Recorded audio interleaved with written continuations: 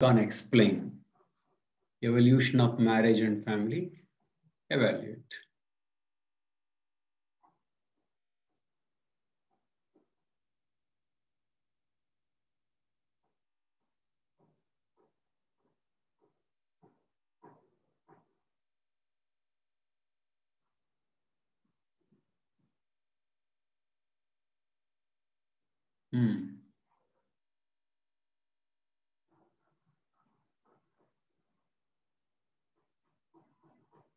Okay, tell me, how is your answer? Sir, most of my thoughts have come from directly from the book. So I've quoted them directly here in my answer. So parts of the sentences I've directly taken and written That's where true, but what did Morgan say about family? What is the important thing? So he said it is based on kinship. So kinship terminology actually. He said that from classificatory to descriptive it has evolved. The classificatory were uncivilized and descriptive were civilized. No, but that is only one point. But how was marriage at one time? Promiscuity to monogamy. Exactly. But did you write on that? Yes, sir. How? Where did you write on that? Sir, Morgan on marriage I have highlighted. Hmm. So I have written that on taking cue from kinship Communal, terminology. taking, okay. Communal husbands fought for each other and said societies evolved from promiscuity to monogamy. Hawaiian family. Okay. Fine. Okay.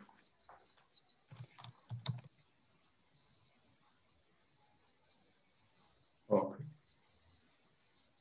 So you can draw diagram separately and on a paper, and you can attach it to this answer sheet. Okay.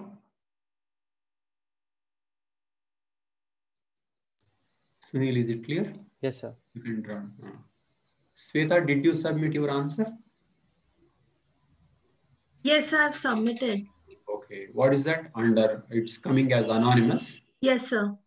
I didn't sign in, so. You should sign Padlet next time. Okay, sir. Create an Yes. account. It's free account. So then you. So let me go through yours.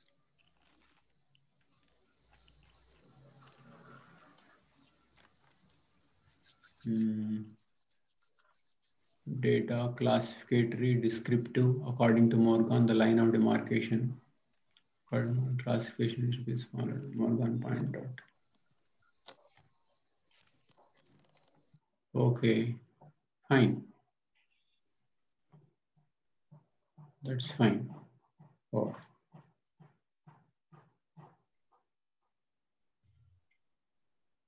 Okay, that's fine. Wrote well. Vishal, you didn't submit your answer. Sir, I was traveling over the past weekend, sir, so on work. And I couldn't find time. You can write today? Okay. Yeah, I can write today. Because let us do this work regularly. Sure. Okay. But this is one very important unit and abstract. And if you are confident, you will do the entire subject well. Okay. So you had a you had haircut, Vishal? I trimmed it myself last time. Trimmed it yourself. Wow. Yeah, it's gotten too big, and I was just feeling irritated. Very artistic. Okay. So these answers are good. But Sunil and Sweta, try to put it in your own words. Try to put it in your own words. And write, you read, but try to write without using the textbook. Okay. Yeah. But see if you can give contemporary dimension. So I would say books, here, quotes, examples, contemporary. Contemporary. For example, do you think private property changed the structure of marriage? Yes, it did. Definitely. For example, sexual code is hugely influenced by private property because man has to know that he is giving his wealth or income to his own children and not others' children. So he placed restrictions on women's sexual freedom. Okay, in simple societies, this much of sexual morality won't be there. So property considerations did influence. So often what the classical evolutionists said may not be accurate. So many details are wrong, but there may be some truth in what they are saying. Okay, for example, when Morgan was talking about political organization from kinship-based to territory-based, he's right. Okay, from promiscuity to this, promiscuity might not be there, but then property plays an important role. And also evaluate. In the evaluation, we know about marriage came even before human societies. So humans did not invent marriage. They were born into marriage.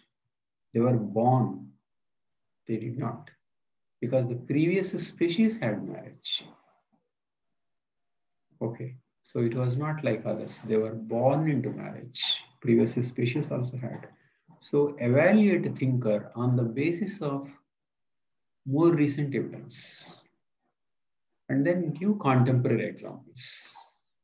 Otherwise, it will be very dry. It will be very, very dry. So quotations, examples, diagrams, and contemporary dimension to anthropological thought will make big difference. That reflects lively understanding of the subject. Is it clear? Okay. Now, take this question on diffusionism. I just want you to go through the previous questions and then work out answers. That's all. That's what we are going to do. From the previous questions, we will know the depth of the questions, and they're very, very easy. You don't need to really know so much of what is there in my book. You need to know only very little, only broad outlines. Okay, take this question. How do diffusionism and evolutionism differ as explanations of cultural change? It is enough if you can answer all these questions because everything is asked. How do diffusionism and evolutionism differ as explanations of cultural change? Attempt this question.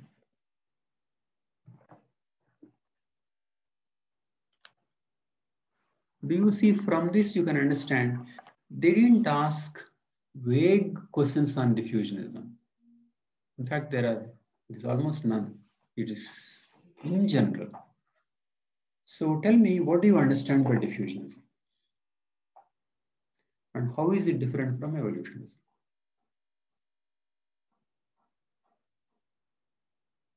We can go into more specifics, but what is meant by diffusionism as an explanation of cultural change?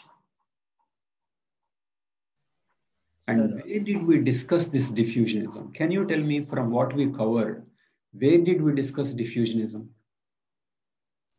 Sir, Ghurye said that it has Exactly. spread. How did caste spread according to Ghurye? Ideology. Ideas of caste spread. That is diffusionism. Okay. People migrating and implementing that system, is it diffusionism or not? Yes. That also is diffusionism. Okay. Now, Westernization, diffusionism or not? Yes. Globalization, diffusionism. Do you see most of what we are doing is diffusionism? Okay, so don't think of diffusionism as some vague school in Anthro thought. Diffusionism is what we are doing on every day in every class. I don't think we took any class without implying diffusion anywhere. Yeah, I mean, without implying diffusion in a class. How did Hinduism spread? How did Christianity spread? How did Islam spread? How is cell phone spreading? It is all diffusion. Diffusion is it is so powerful, it's too obvious. It's too obvious. We assume diffusion. So diffusion is an aspect of cultural change. It's the most sweeping force. Okay. But what they do in anthropological thought is that there is some specificity to these diffusion schools. Okay. There are 3 schools. One British, second German, and third American.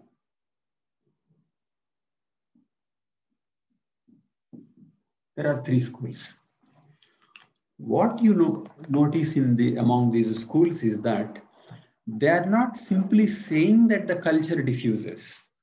They are saying how culture diffused.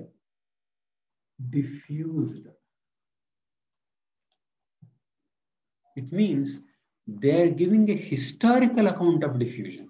That is how this school is different.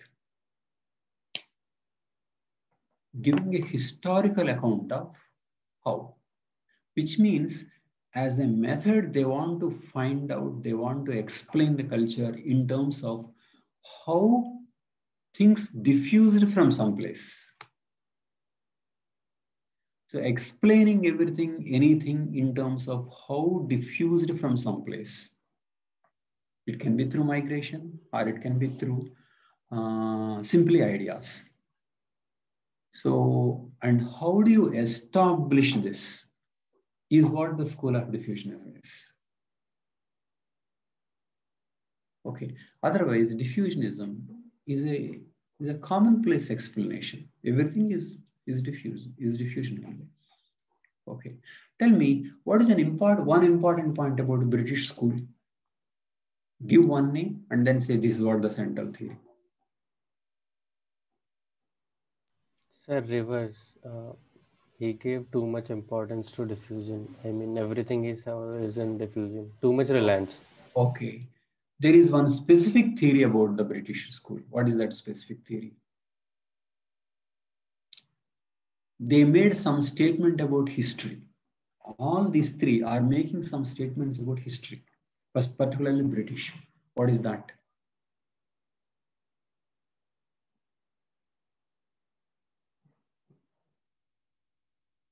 They are saying that so many diffused from one place. What is that?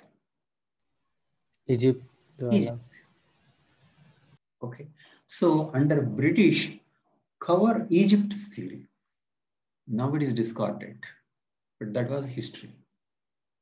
So temples, religious structures, tombs, all they thought it came from Egyptian pyramids and many things. So all evolved from Egypt. You just remember, I mean, they have not asked specific questions. You can just remember who said any important book, and that's what he said and stands discarded. You don't have to memorize everything. There is very little diffusion. Somehow there are no questions. Okay. So just remember who, what, and why he thought so.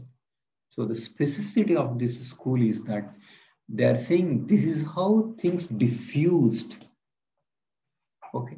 And when they are saying this is how they diffused, they're also contrasting their explanations from evolutionism. Tell me, how is evolutionism different from diffusionism, or vice versa? How is diffusionism different from evolutionism?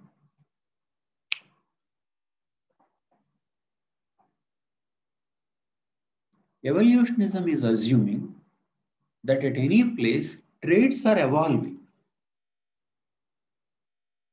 Okay. So the traits are evolving is one, is evolutionism. The traits are getting diffused is diffusion. This is diffusion.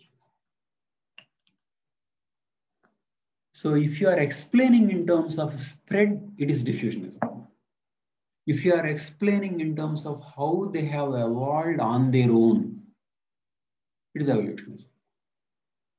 So when people ask evolutionists, why would culture evolve on their own? They said that that is how man thinks. There is this what is called psychic unity of mankind. This is how people think, wherever the people are. Okay. Whereas diffusionists assume everything diffusion from one place.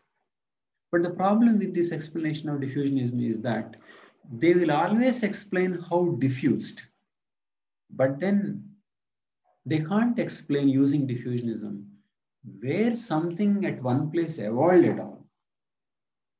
Example, Egypt. But why Egypt? So why should something evolve? That they can't explain. Okay. So diffusion is about spread. So when evolution is assumed, because human nature is the same, it is evolving. Diffusion is assumed, basically man is not thinking, uninventive, he always borrows. So one is on the psychic unity and another is on simply borrowing. Okay, so that is how these schools are different. Of course, one may say there is some complementarity. After all, they are evolving and they are also getting diffused. Okay. You can take an example of Westernization. Where did it evolve and how it diffused? Colonialism, how it evolved and where it diffused? Always think in terms of contemporary examples, please. In fact, some people don't even know that one should think in terms of contemporary examples. Okay, this is a less understood thing about this. Okay, I get these techniques partly from the students and also from other optional students. Okay,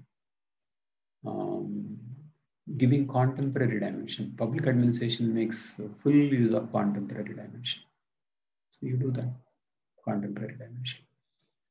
So British contemporary dimension. So evolutionism is psychic unity, and diffusionism is uninventive man. Uninventive man. Man is always borrowing. Can you tell me what is the historical element in German school of diffusionism? You are not likely to be asked separately on each school, so you just know little about it. Remember one particular person. You can take Schmidt. German. Schmidt. SCHMID. Schmidt.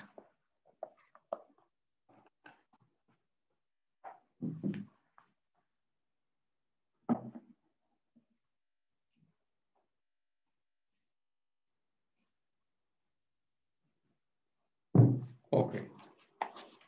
Schmidt, what Schmidt did was, you can just remember Schmidt under diffusionism. What Schmidt did was, he gave certain stages, primitive, primary, secondary, and tertiary. 1, 2, 3, 4. So he said, in the world, there are these three. 1, 2, 3, 4. And then the things spread like this.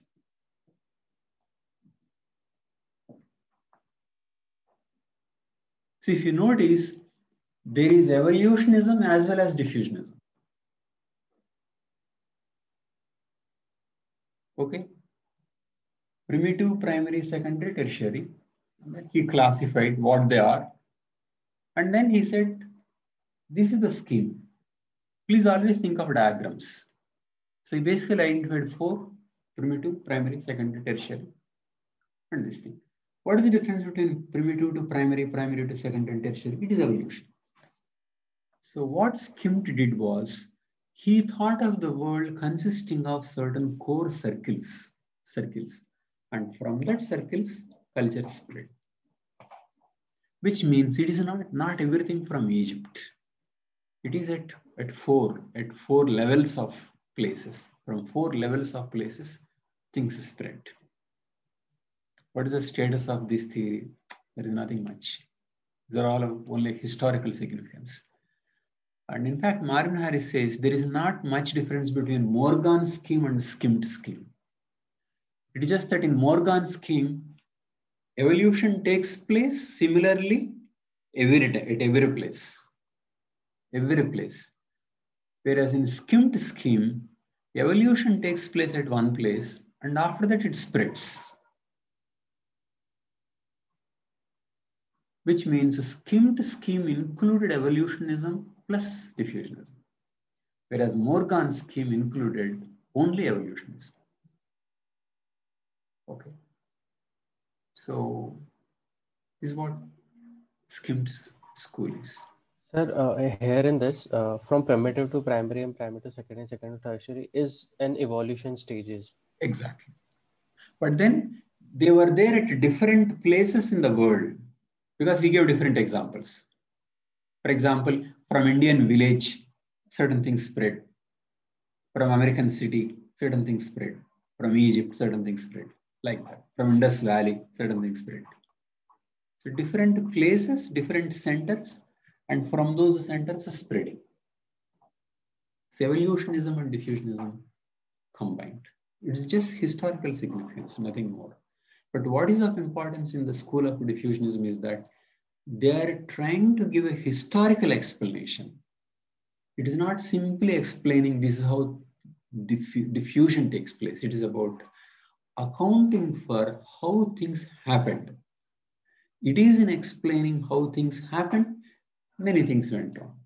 But if you are simply saying that the culture diffuses, there cannot be an objection. That is a powerful explanation of cultural change. Okay, so much of culture is being changed because of diffusion. So diffusion as an explanation of cultural change is different from not actually is diffusionist as a school. Diffusionist as a school gave the specifics from Egypt and from these circles like that. Is it clear? Next, there is an American school. In American school, they give a method, what is called a culture area approach. You divide something into certain areas, okay, and then identify traits and see how we are spread. All similar ones under one zone, similar ones under one zone, like this. Which means divide the totality of area into certain areas. Each area is culture, okay. So cultural traits from this area will spread culturally like this.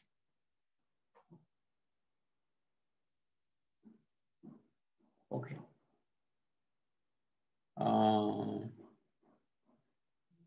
So this is what they thought. But you know, it doesn't work out like that. You know, cities are cities copy cities, and I mean, you can't really say this is where one culture ends, another culture begins. And some traits may go very fast to this and some traits don't. So this also is not seen as an elegant method. Okay. Culture area approach. So, for example, in India, can you take a state as a culture? One can, but again, there are problems. There are problems, isn't it? There is continuity, and then, for example, and different groups simulate. It doesn't work like this. Okay. At the borders, there is some diffusion. Yes, at the borders, there is some diffusion. And you know, you can see that as a city simulate, for example, Hyderabad and Chennai may be more common. rather than Tamil Nadu versus Andhra Pradesh. That is one. And then some traits come forward, come fast, and some traits don't.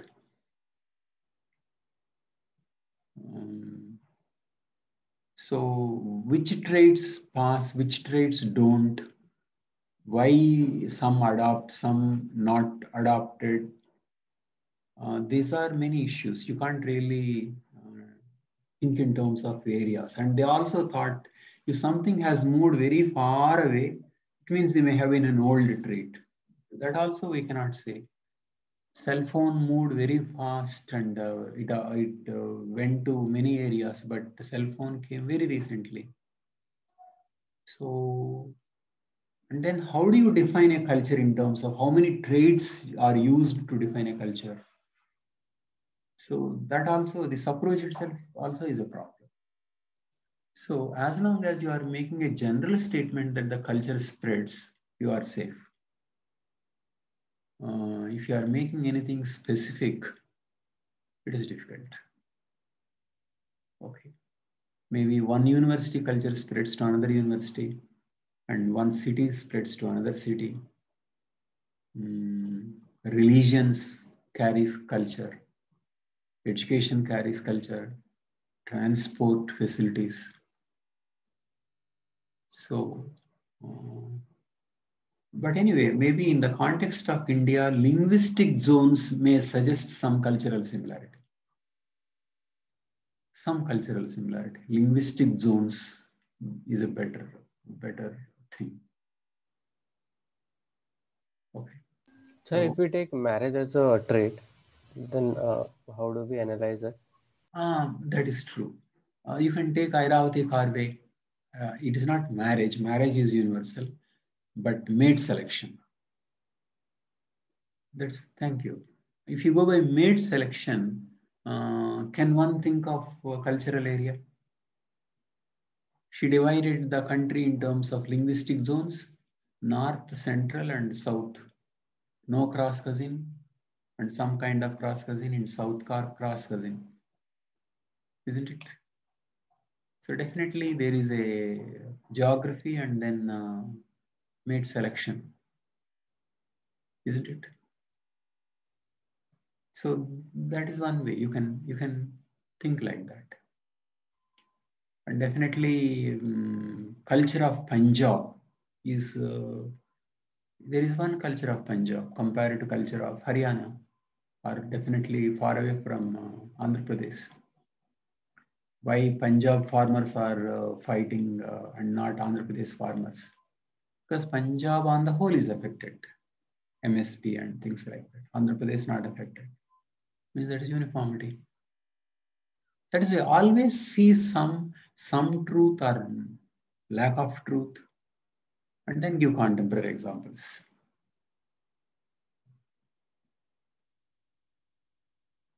Is it clear?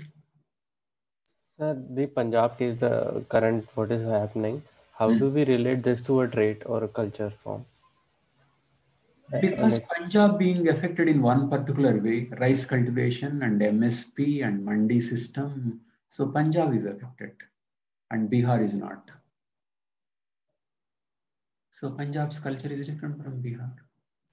So sir, these institutions are also traits. I mean, the APMC. On the whole, state plus agricultural system all constitute culture. Okay. Culture is not music and dance. Culture is about economy, rice, all these things. Culture in sociology and anthropology is different from culture in general studies. Culture in general studies is music, art, dance, architecture. But culture in anthropology is everything. In fact, in this culture area approach of Whistler, he took food area as the basis. Also see what basis one is taking. Whereas Irawati Karve took language as the basis. Whereas we are discussing in terms of state political boundary as the basis. In fact, if you go for a distinct political boundaries, distinct political boundary will affect culture. Isn't it? There would be more of cultural dissimilarity between Andhra Pradesh and Telangana now, because Telangana will go in one way and Andhra Pradesh in another way.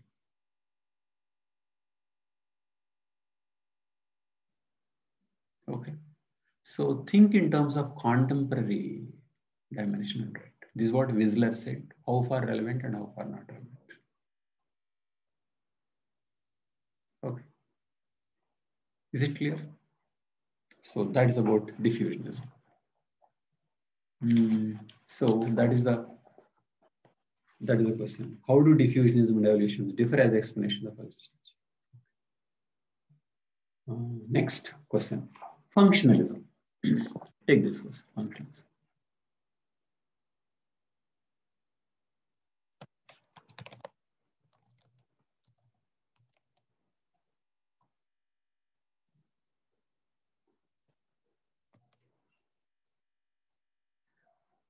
Oh, functionalism. Tell me, what is your answer to functionalism? Only two, functionalism and structural functionalism. So here, I'll tell you what you need to know. You need to know what is functionalism. What is functionalism in general? And two kinds of functionalism. Malinowski functionalism and Radcliffe Brown functionalism. Both come under functionalism, okay? But you have two thinkers, Malinowski and Radcliffe Brown. Malinowski's functionalism sometimes is called functionalism.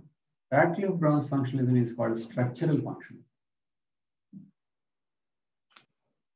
But both broadly come under functionalism.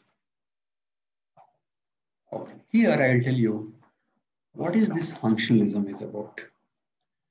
Functionalism, you can understand functionalism if you think in terms of functionalism versus conflict.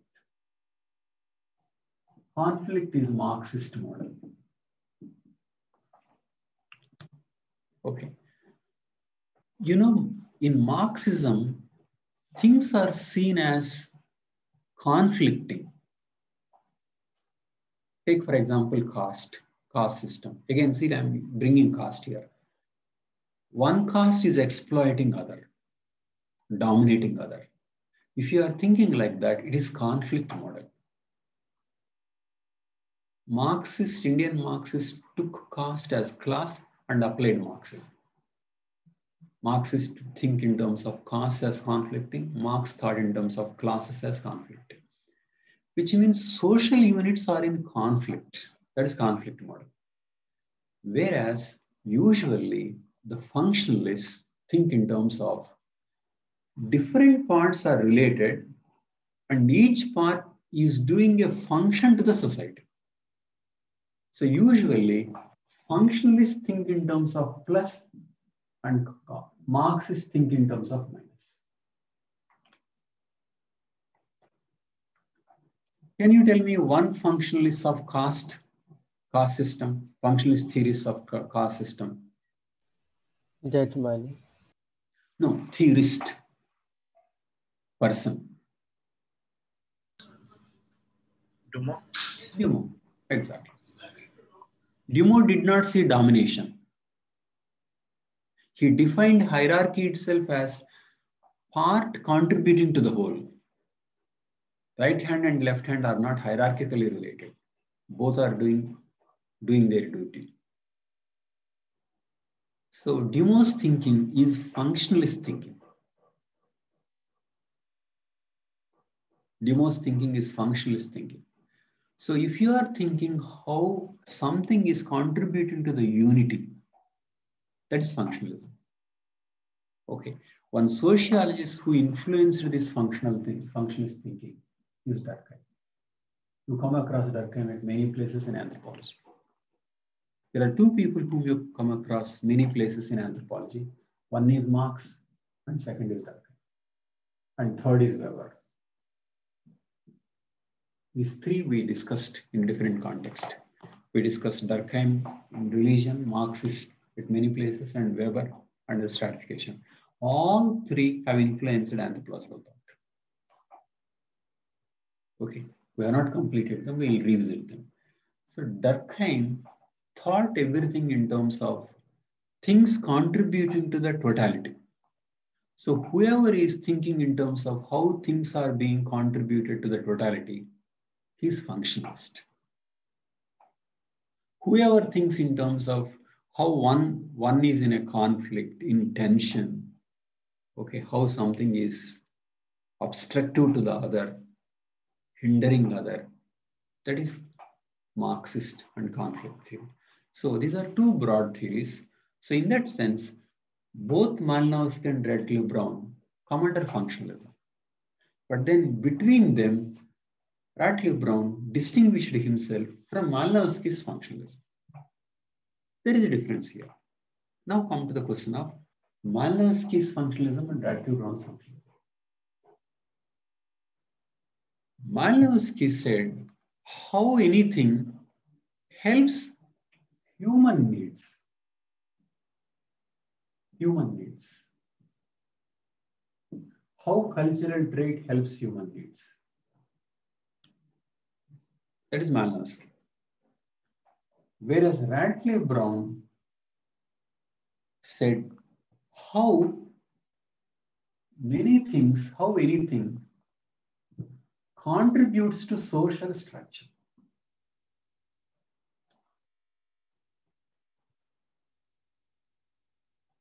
How something contributes to human needs is Malinowski's functionalism. How something contributes to social structure is Radcliffe Brown's functionalism. Both of them are functionalists, but between them, one is called simply a functionalist and another is called structural functionalist. How structure is maintained is Radcliffe Brown's theory. How human needs are served is Malinowski theory. Now I'll give you some examples. This dressing gives us warmth. That is why we wear woolen clothes in the winter. Whose explanation is it? Malinowski or Radcliffe Brown? Malinowski. Malinowski. Okay. Marriage serves the function of reproduction. Malinowski. Malinowski. Okay. State needs to have an army, because without army, how will people be controlled? Malinowski or Radcliffe Brown? Malinowski. Malinowski. Everything that finally comes to how human beings are served. Why are there roads? So that people can travel.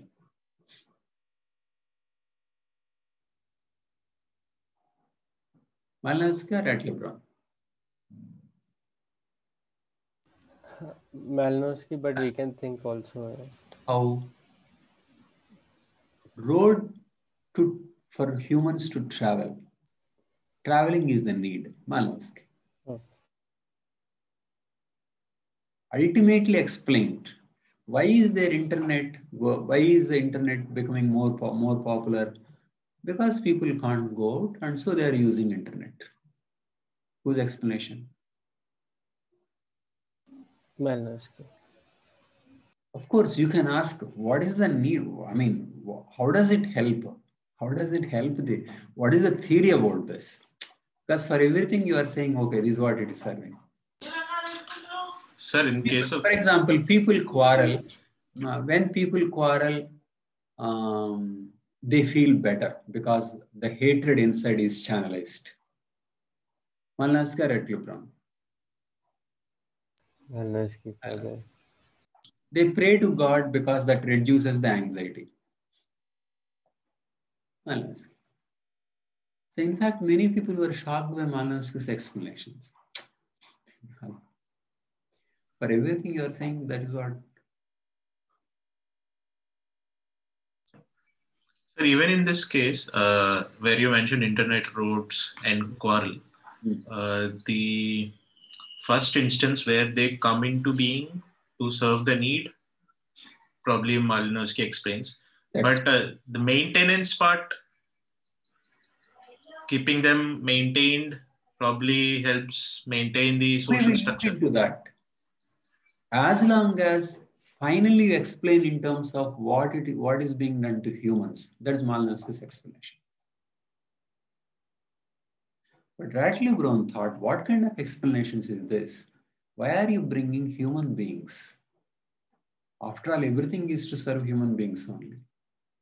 So he thought, let us introduce the concept called social structure. Explain how various traits contribute to social structure. Not humans.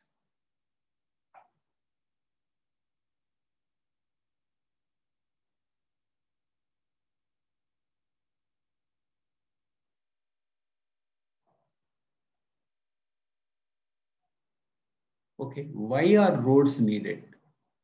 Roads are needed because you have a political system and political system has to be controlled, maintained, and groups need to relate.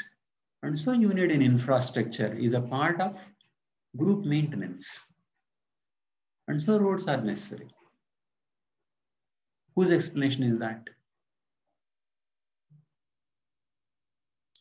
Radcliffe Brown. Radcliffe Brown.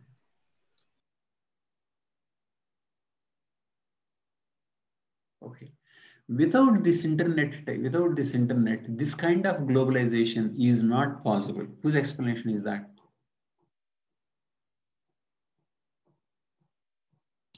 Radcliffe Brown. Okay. There is a Varna theory regarding how the Varna system is originating, divine origin theory of Varna. Why is it there? Social structure. Because that helps legitimize caste system. Radcliffe Brown.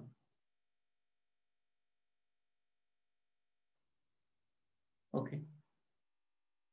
Why is there Sanskritization and then with that help upper mobility? Why is there mobility in the caste system?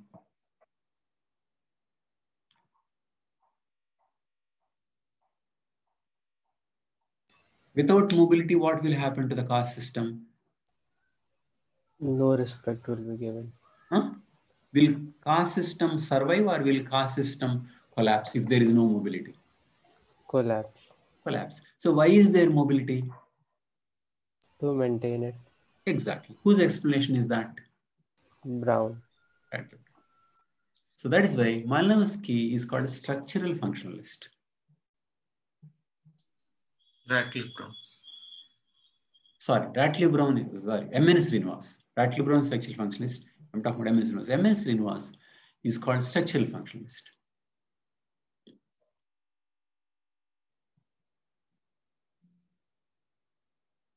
Which means structure and how various traits are maintaining the structure.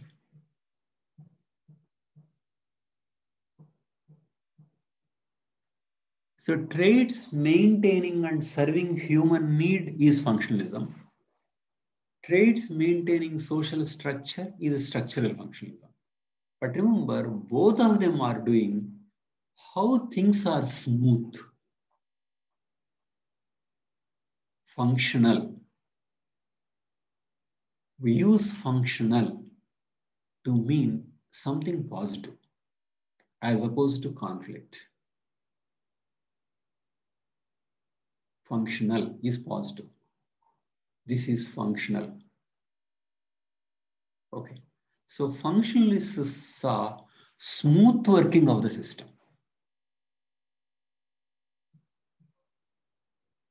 So MN Srinivas is structural functionalism.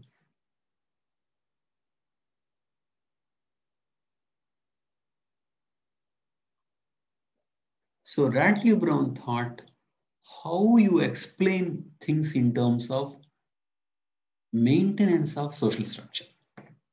Malinowski thought how you explain in terms of human needs are served. So that's how Malinowski's theory of functionalism is different from Radcliffe Brown's theory of structural functionalism. But broadly, both come under functionalist school.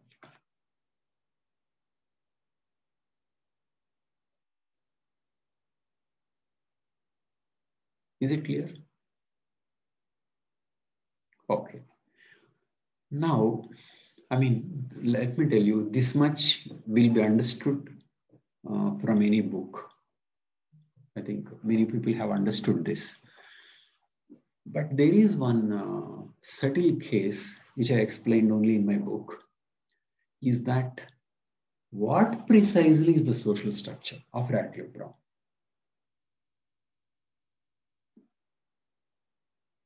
It is here Marvin Harris investigates in what sense Radcliffe Brown is using the word social structure.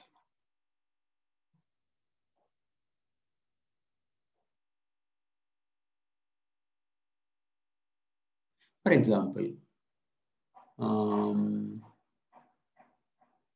in a desert population, you have some bands and desert. Will social structure consist of desert, or will it consist of only bands?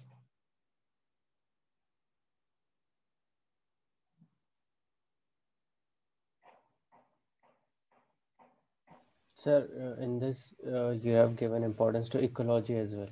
So desert will be included. Who gave importance? Sir, in the book, 3 types. So ecology is also one part. Radcliffe Brown. To Radcliffe Brown, what is social structure? It appears Radcliffe Brown took social structure simply as groups and connections, not other things. Only bands. So Marvin Harris is looking at, see, the difference between Marvin Harris' book, Rise of Anthropological Theory, and all other books is that other books, the authors of other books did not have enough courage to evaluate thinkers. They just wrote what the thinker said, picking up sentences. Whereas Marvin Harris, himself being an anthropologist, himself being a theorist, critically looked at other theories. So he looked at Radcliffe Brown's structure in terms of his own theory, in terms of other theories. So in his understanding, Radcliffe Brown's social structure is about groups and relationships. It's like this. Not the ecology, not ecology, or not even beliefs and ideas.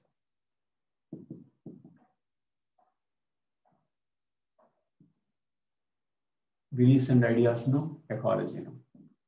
It is only this.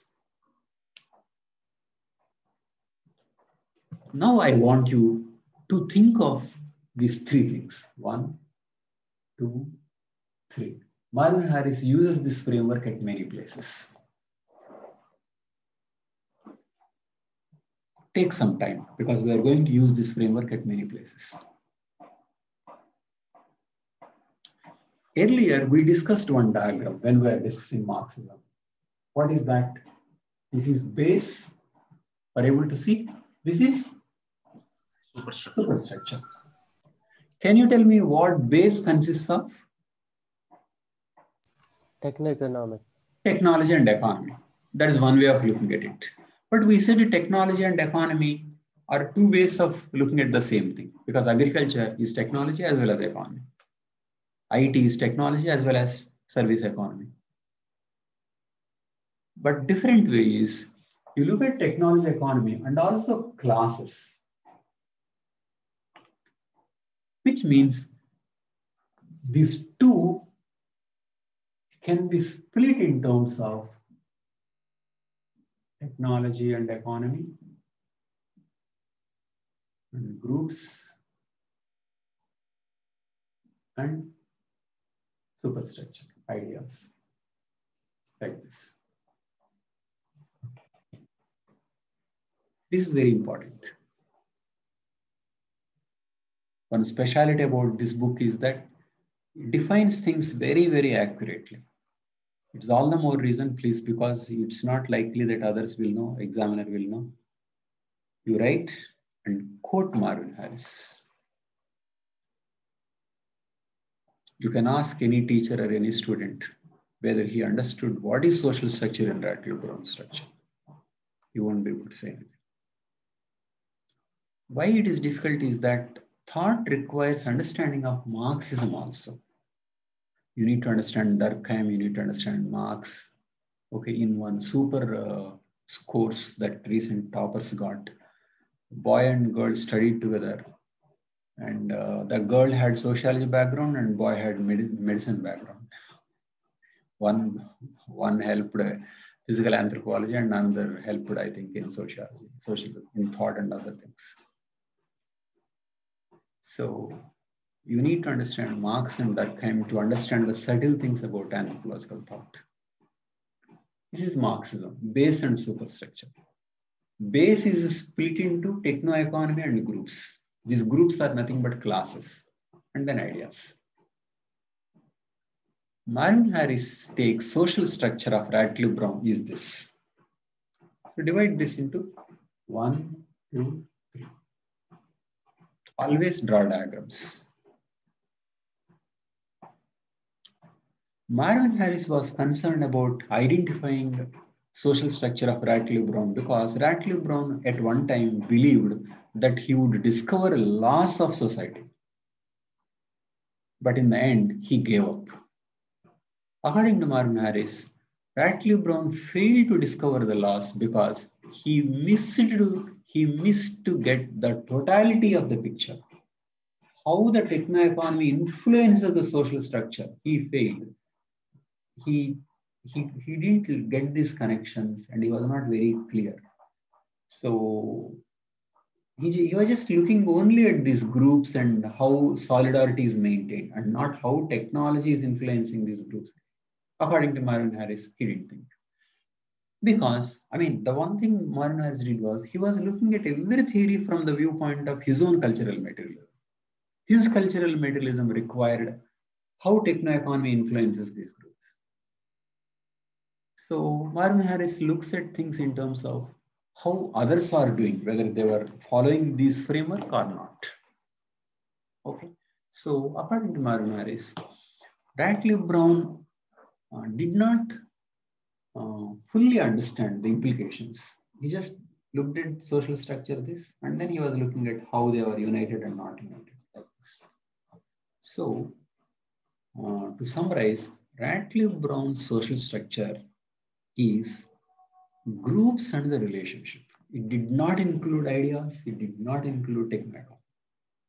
This is one way of saying Radcliffe Brown's social structure. So caste system, tell me social structure or not, according to Radcliffe Brown? Yes. Yes. Agriculture. Yes or no?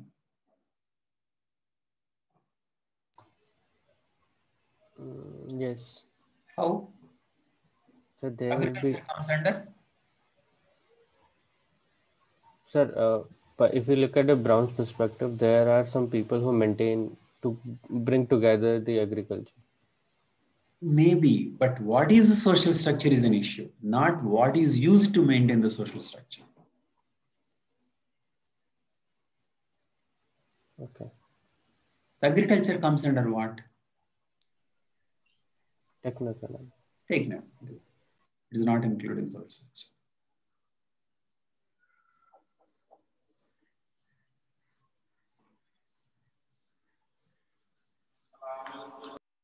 So Radcliffe Brown used for the totality social system. Social system. Social system. The whole thing is social system according to Radcliffe Brown. This is social structure. Is it clear? So Radcliffe Brown uses the word social system to mean everything, social structure to mean the second thing. Sir, so whatever at the face value, if it is social structure, then we take it as a Brown's theory. Else, If you take what? Social structure? so something which clearly is a visibly social structure, then it is a Brown's theory. Else it is not. Groups. Agriculture also is visible, right? Forest is visible. Desert is visible. He is not including everything visible. So how does it differentiate? People only as part of social structure, not the technology, not the economy. So agrarian Just 1 second. Agrarian classes, social structure. Farmers, social structure.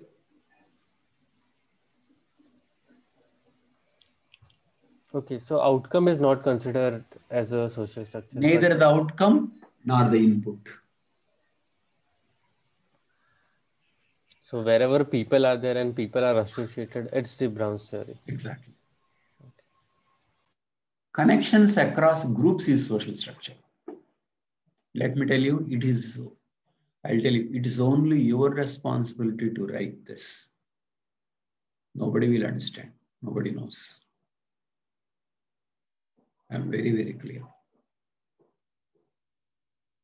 You can read other books, or you can ask teachers whether they know anything about it. Because this calls for this sociological theory grounding. That is the problem with anthropological thought. They won't know what is all this materialism, this and split 3-part. It's difficult. So just say they understand that Malinowski is about human needs and Radcliffe Brown is social structure, and they think with that it is over.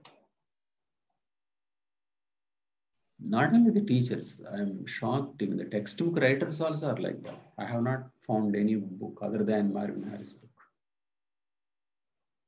Marvin Harris judges people because he has that courage. Why it is difficult is that one thinker, may have written so many books, 15 books, 10 books sometimes. Who will have the courage to get the essence of those thinkers and then comment? Very difficult. Marvin Harris had the courage. That's why whatever I wrote till Marvin Harris commented, the book is really good. But after that, I found it difficult to judge. Because I may read an article on Geats and then I may summarize, but how can I evaluate an entire Geats approach? I couldn't comment. Cognitive, interpretative, symbolic. I just couldn't. Neither I could comment nor I found anybody who was commenting. So after Marvin Harris, it's gone. If it was Marvin Harris, he would just understand the essence of Geats and then how he would compare and then finished. Okay. So one thinker writes so many things. It's difficult to summarize. Okay. And there is one more thing that this book does is that it says certain unusual things about Malinowski. I took this from Elvin Hatch book. Elvin Hatch says that it is true. Malinowski's theory is that he explained everything in terms of human needs. But he says that is an unfortunate thing in Malinowski's work. Because when Malinowski was writing books, he explained things in terms of how structure is maintained, though he did not talk about the structure. He explained in terms of how traits are interrelated. So Malinowski's actual work is more complex compared to the theory he gave. So that I took from Elvin Hatch book. Elvin Hatch book is a very rare kind of book. Okay. Sir, one more thing. Just 1 second. So that is another aspect. So Malinowski may have said this is the theory, his theory, But some other author is saying in a very sympathetic way, it's very unfortunate. Malinowski is much more than what his theory suggests. So that's why writing theory and writing a book on thought is not easy. In fact, one person, Munaratnam Reddy, on whose notes so much of Anthro material is depended on, only 2 years ago, when I met him in a study circle, he asked me, "Can you give me your Elvin Hatch book?" He knew about Elvin Hatch book from my Anthro thought book. I gave it to him and he was very thankful. Okay. So he recognized that Elvin Hatch did it in a different way and it was a different coverage. So he wanted that book. Okay, please continue. So, sir, in this, the family is also by Brown. Yes. Family also is a kind of a group. Family, clan, lineages, castes, all groups are social structure. Also, sir, one more thing is, whatever we are discussing, there is so much subjectivity. I mean, how is it subjective? I mean, everyone has a different interpretation. That is true. That is why you need to quote. And Marvin Harris is considered as a great authority. The problem with others is that they may not understand Marvin Harris. But if you quote Marvin Harris, nobody will question. Written in 1968, and later he wrote one more book, Cultural Materialism, in 1980. I followed till his 1980s writings. So we didn't follow Marvin Harris only for interpretative, cognitive, and symbolic. For all others, we followed Marvin Harris. Either Rise of Anthropological Theory or Cultural Materialism. I even mentioned book name and page number. Okay, because I didn't want anybody to think that I misunderstood. That's why the book came out with full of quotations. It is a compromise on readability, but what is important is accuracy. Okay, so you quote Marvin Harris. Marvin Harris is an authority figure. But what I'm saying is that it is your responsibility to explain, because otherwise he's not likely to know.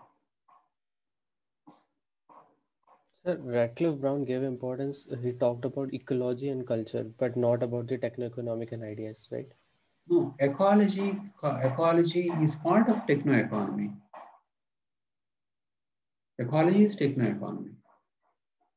But then, sir, in the book, I am just quoting from there. According to Radcliffe Brown, there are 3 heuristically separable adaptation aspects of total That social is system. Marvin Harris saying.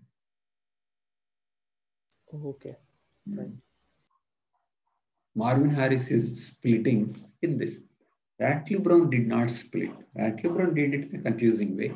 Marvin Harris is looking at what Radcliffe Brown did. That calls for independent thinking.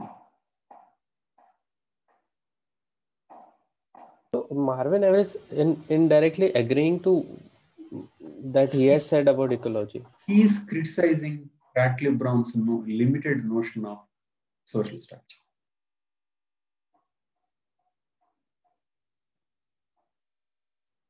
Social structure cannot be simply about groups. You have to look at many other factors. You can arrive at laws if you include ecology and other things. If you just want to think only about grouping, you cannot get the laws. That is what Marvin Harris is trying. Shall I read again and come back to you? No, that's fine. You can read, but let me summarize. The question is, what is social structure? Social structure is about groups and the relationship. That is social structure. How can you say that? Marvin Harris, you can give the definition of Radcliffe Brown. That's fine. But Marvin Harris says, just going by the definition, you may not know what it is like. You will see what is not included in the definition. And if you see what is not included in the definition, this is not included, this is not included. Techno-economy, ecology not included. It is only included are groups and relationships. So because of which it is of limited use.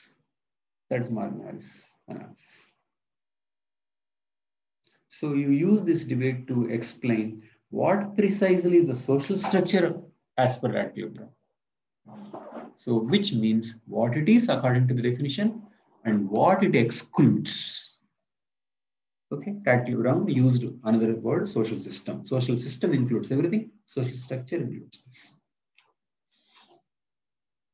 Is that clear? So Radcliffe Brown's definition, Marvin Harris understanding, and then others. In fact, if you can get, in my opinion, 1/10 of the book, your answers will be superb. Because so much is there in that.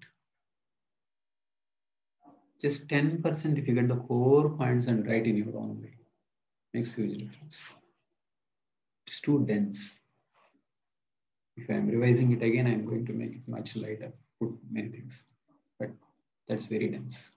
Marvin Harris' book is dense. There won't be any gossip. It's full of observations.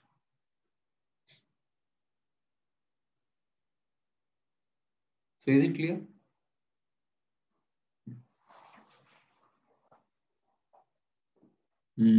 So these are the questions. Functionalism.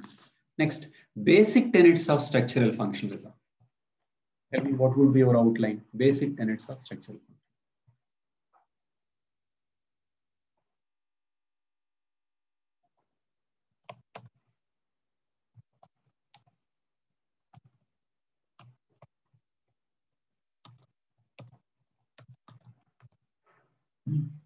Tell me, what will you write? First of all, whose is this?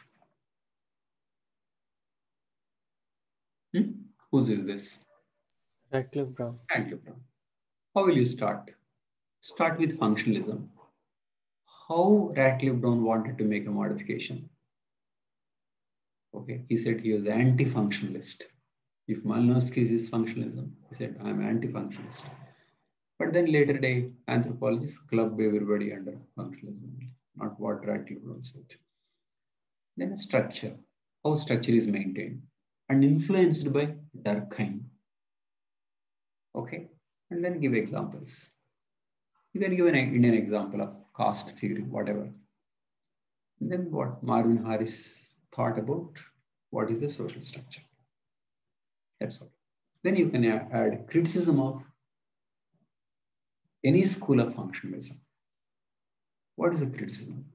Criticism is that they don't look at the conflict.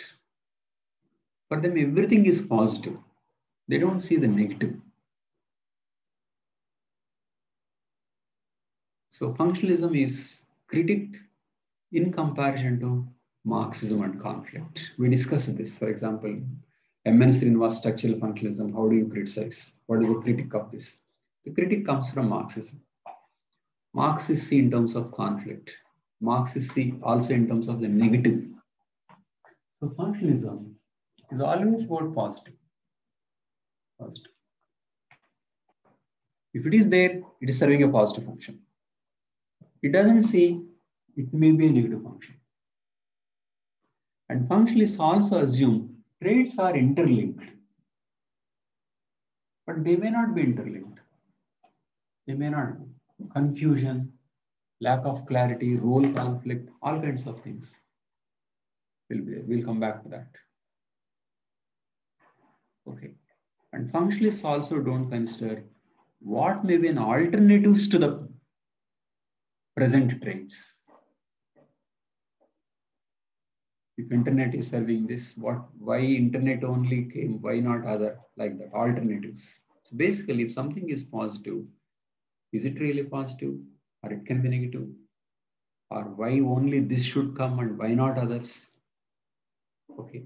And then is it really interlinked or simply there is no connection? Why are you assuming all these things? So that's what a person like Merton critique functionalism. So you can include R.K. Merton's criticism also. Okay, these are the 3 points of criticism. That's all. Next, in what ways is functionalism different from structural functionalism? I explain it. You memorize Malinowski's theory and Radcliffe Brown's theory, Malinowski's list of needs and what it is supposed to serve. You need to memorize them. And then Radcliffe Brown, and then say how Malinowski and Radcliffe Brown different and what may be common. And you can include Arkham scripts. So tell me, is it clear to you?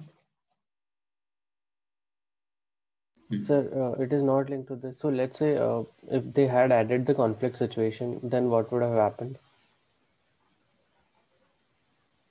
If they added conflicting situation, then it won't be functionalism at all. Modern said you have to find out whether it is something dysfunctional. How can you say this is always good? But nobody tried it that way. Usually functionalists explain in terms of how something is good. So it's something like this, you know, even if they are fighting, they will think that this fighting serves this purpose. For example, World War I and World War II cleaned up this virus, brings new institutions, fresh thinking, and then eliminate some people. That's functionalism. So when do you say this is dysfunctional? When do you say this is bad? There is no such provision. Functionalism is always like that. What purpose, what function it is serving.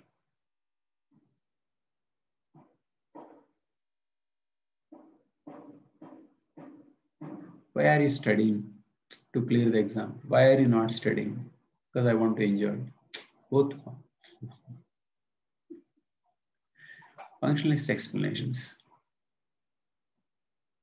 So that is why there is no depth. It's just that you will understand that things are interrelated. That's all. And maybe, I mean, if you ask me what is the difference and how functionalism may be a positive thing, is that Marx is critical of everything. But we can ask, if something is what it is, there must be some reason. If some people are dominating, you can ask, why are they like that? Why is human nature like that? There must be some reason. So if you are thinking there must be some reason, that is functionalism. If you are thinking there is no reason, this is bad, that is conflict. I will say there are two ways of looking at it. Am I clear? There is one cartoon which I wanted to include in sociological thought, but I did not include. Is a cartoon on Talcott Parsons. Talcott Parsons is a functionalist. I included many cartoons as conversations between God and a thinker. So the cartoon that I wanted was God telling Talcott Parsons, I'm thankful to you, at least you understood me. You are not critical of me. Because after all, if somebody is doing something, there is reason. How can Marx say this is bad? So functionalists see the reason behind it. Whereas Marxists see lack of reason and why things should be different from what they are. And they always compare in terms of an ideal. Nobody has verified, nobody understood whether the ideal is right or wrong. Nobody lived as per that ideal. According to the ideal, they criticize everything. So maybe both are extremes. One finding all positive and one finding all negative. There is no escape from these two. So this is what functionalism versus conflict. Okay. And this is same for both Malinowski and Radcliffe Brown. Both come under functionalism. One is simple functionalism and another is structural functionalism. That's all. Is it clear?